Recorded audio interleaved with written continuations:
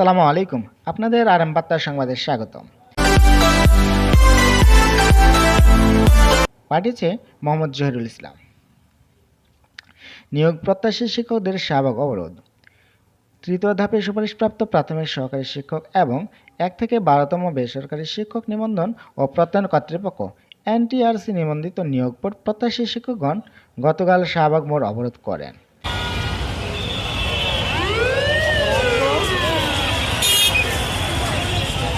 দীর্ঘ সময় ধরে গুরুত্বপূর্ণ শাহবাগ থেকে সায়েন্স ল্যাব পর্যন্ত সড়কের উভয় পাশে যান চলাচল বন্ধ হয়ে যায়।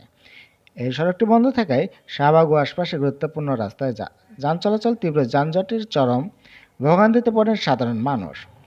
পরে পুলিশ ব্যাপক লাঠিচার্জ, আন্দোলনকারীদের আটক, দফায় দফায় জল কামান ও কাঁদান গ্যাস নিক্ষেপ করে আন্দোলনকারীদের ছত্রভঙ্গ করে দেয়। এরপর কিছুটা সময় পরে যান চলাচল আবার স্বাভাবিক হয়। সে সময়ে ৪ জন আহত হয়ে মেডিকেল কলেজ হাসপাতালে ভর্তি হয় বলে জানা যায়।